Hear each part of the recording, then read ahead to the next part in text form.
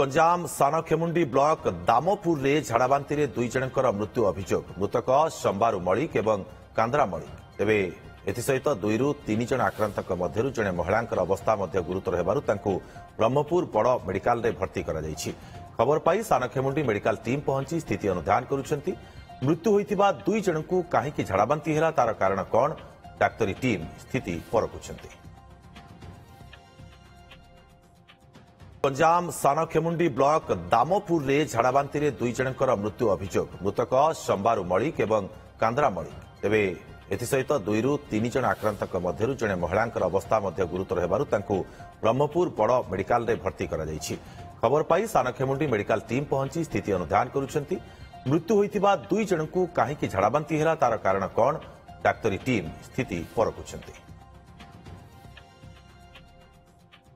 Ganjam सानखेमुंडी block दामपुर रे झाड़ाबांति रे दुई जनकर मृत्यु अभियोग मृतक संबारू मलिक एवं कांद्रा मलिक तेबे एसहित दुईरु तीन जन आक्रांतक मध्यरु जने महिलांकर अवस्था मध्य गुरुतर हेबारु तांकु ब्रह्मपुर बड़ मेडिकल रे भर्ती करा जायछि।